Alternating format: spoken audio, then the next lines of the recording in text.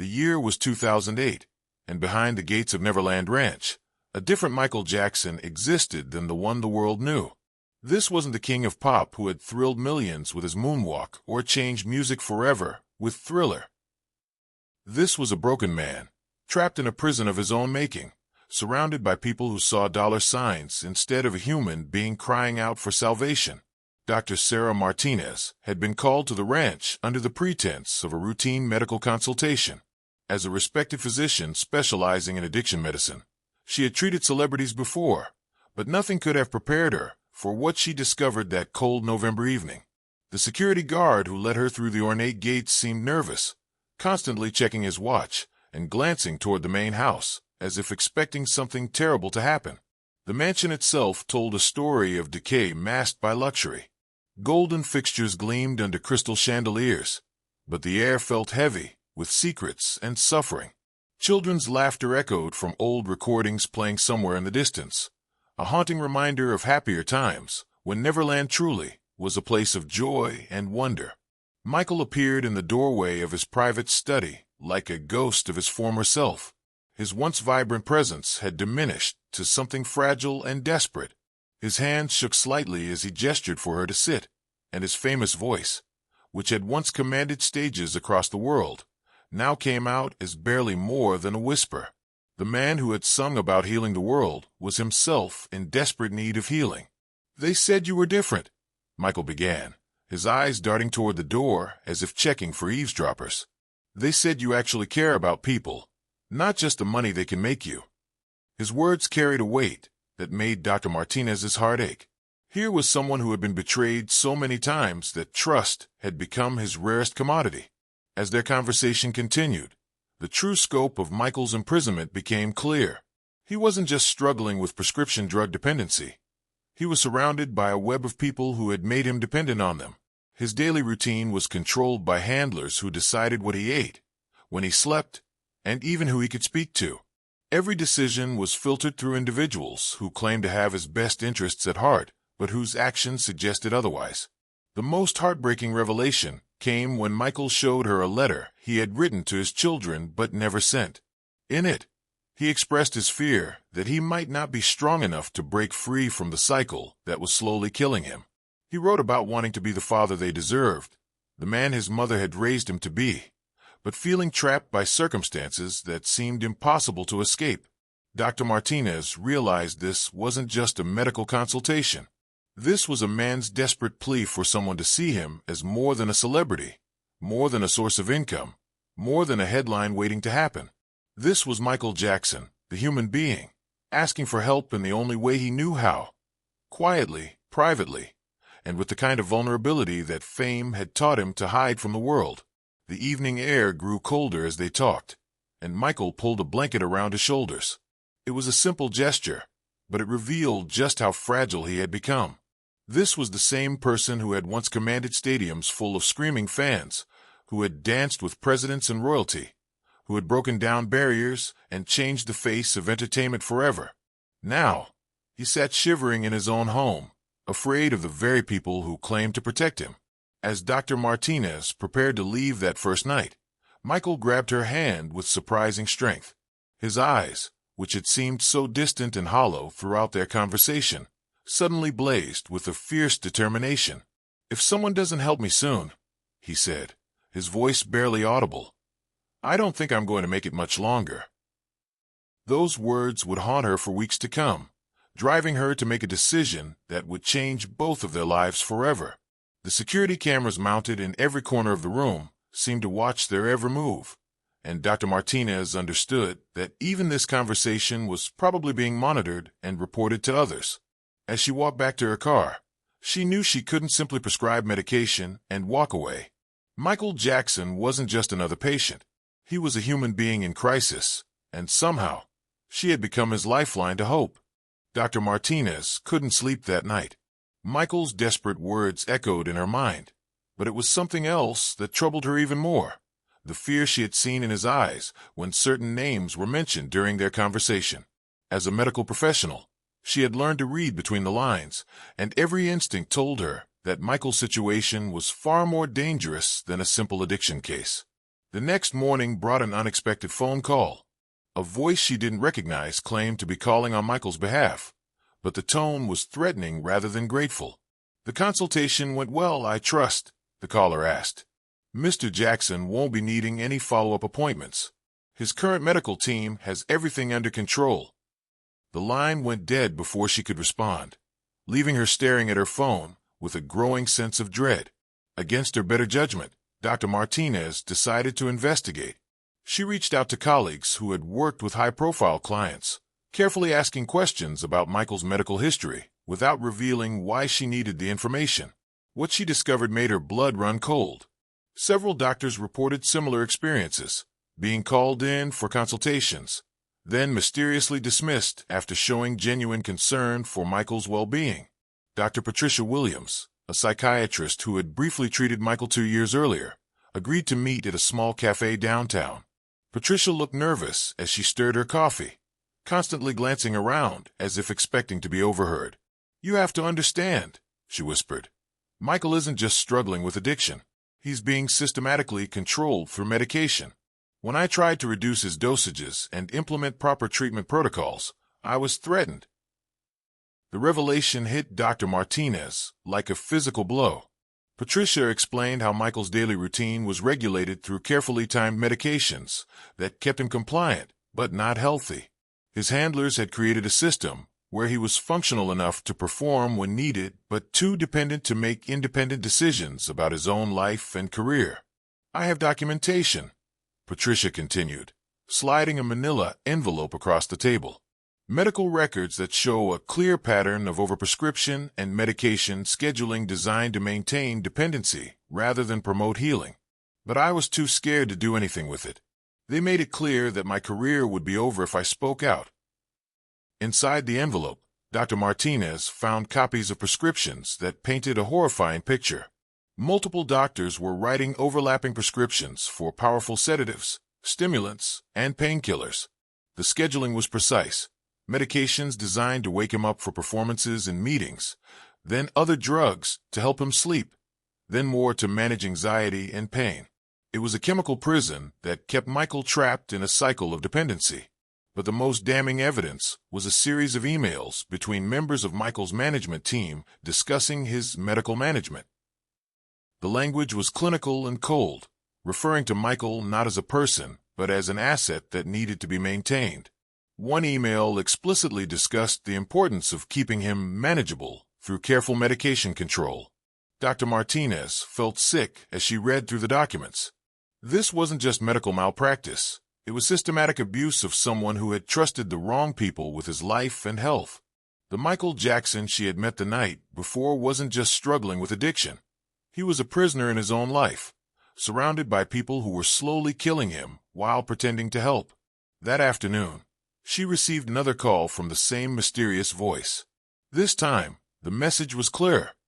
"Dr. Martinez, I hope you understand the sensitive nature of celebrity medical care. Some situations are best left to the professionals who understand the unique challenges involved. I trust you'll respect Mr. Jackson's privacy and avoid any unnecessary interference." The implied threat was unmistakable, but Dr. Martinez had spent years in medicine dealing with difficult situations. She had treated patients in war zones, worked in emergency rooms where lives hung in the balance, and faced down administrators who put profits over patients. She wasn't about to back down now, especially not when someone's life was at stake. She made a decision that would put her own career and safety at risk. Instead of walking away, she would find a way to help Michael Jackson escape the web of control that was slowly destroying him. But she knew she couldn't do it alone. She would need allies, a plan, and most importantly, she would need to find a way to reach Michael again without alerting his handlers. The stakes were higher than she had initially realized. This wasn't just about helping someone overcome addiction. It was about freeing a human being from a carefully constructed prison of dependency and control. And somewhere in the back of her mind, she couldn't shake the feeling that time was running out faster than anyone realized. Dr. Martinez knew she needed help, but finding trustworthy allies in Michael Jackson's world seemed nearly impossible. Everyone around him appeared to have their own agenda, their own piece of the financial empire that his name generated. However, her breakthrough came from an unexpected source: Michael's longtime security chief, Marcus Thompson, who had worked at Neverland for over a decade. Marcus contacted her through a secure email account, using a code phrase that Michael had apparently given him during one of his more lucid moments. "The doctor who listens," the message read. "We need to meet. Michael is in more danger than you know."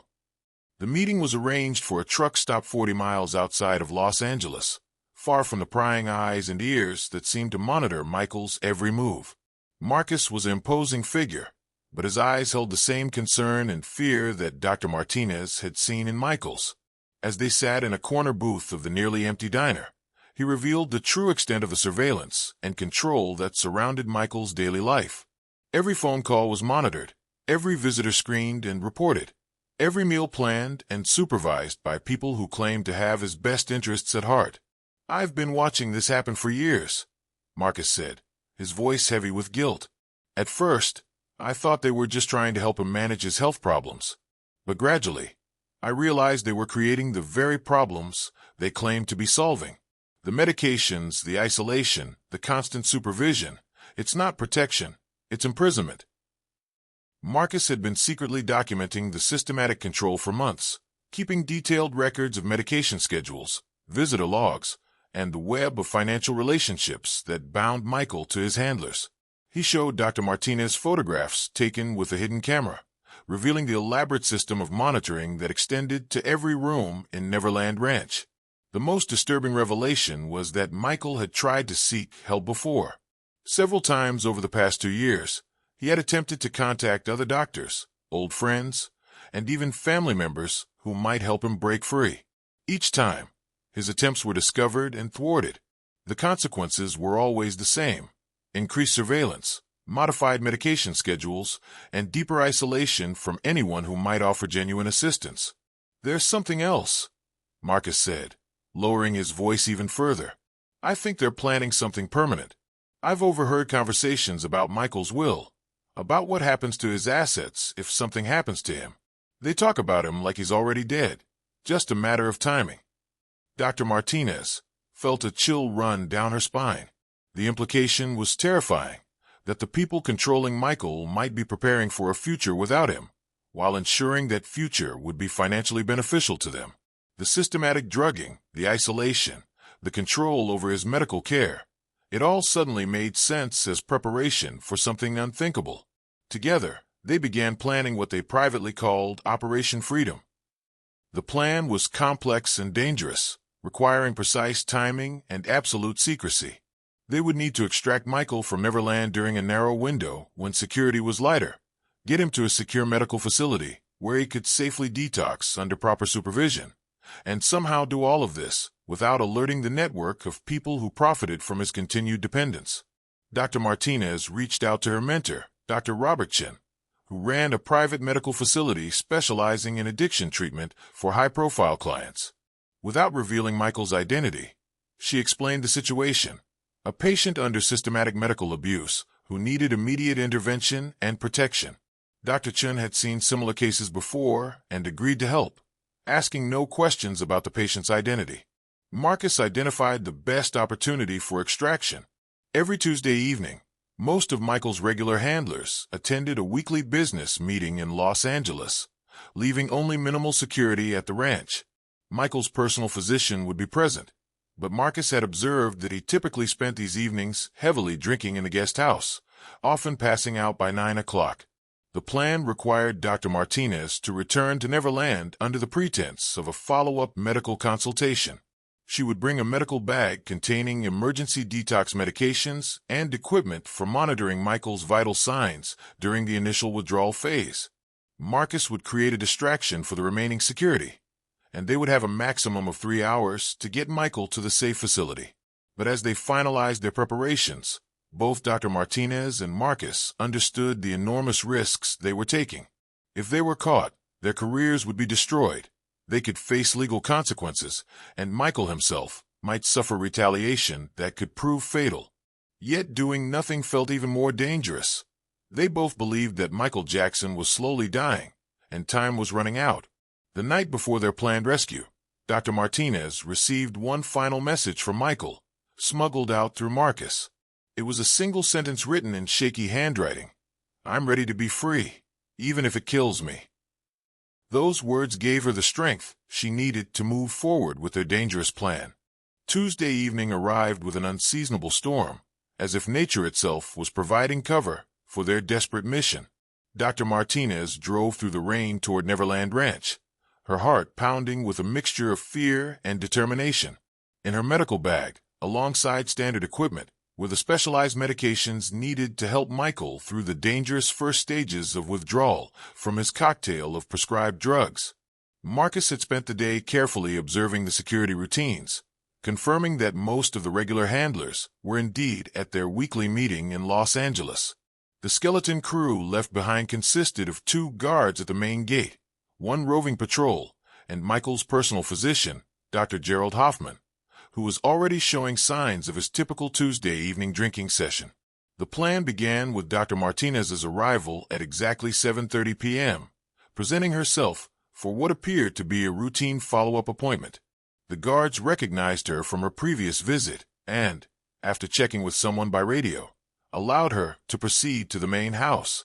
What they didn't know was that Marcus had intercepted that radio call, providing the confirmation himself, using a voice modifier to sound like one of the regular handlers. Michael was waiting in his study, but his condition had visibly deteriorated since their last meeting. His hand shook more violently, his speech was slurred from the evening medications he had already been given, and his eyes had the glassy look of someone fighting to stay conscious. Dr. Martinez realized they were operating with even less time than they had anticipated. Michael was already deep into his nightly drug state. "I don't know if I can do this," Michael whispered, struggling to focus on her face. "They gave me something stronger tonight. I can barely think straight." His words sent a spike of panic through Dr. Martinez. If Michael was too sedated, he wouldn't be able to walk out on his own, making their escape exponentially more difficult and dangerous. Working quickly, she administered a carefully calculated dose of stimulant to counteract some of the sedatives in his system, while monitoring his heart rate and blood pressure. It was a delicate balance, enough to make him mobile and alert, but not so much as to cause dangerous cardiac stress. Years of emergency medicine experience guided her hands as she worked to bring Michael back to a functional state. Marcus's voice crackled through their hidden radio system. "Security change in 15 minutes. Window is opening now." This was their signal that the roving patrol had just completed his circuit and wouldn't return for another hour, giving them their best chance to move Michael from the main house to the service exit where a medical transport van was waiting. As the stimulant began taking effect, Michael's awareness gradually returned. "Sarah," he said, using her first name for the first time. "If we don't make it, I want you to know that just trying means everything to me. I had started to believe no one cared enough to risk helping me."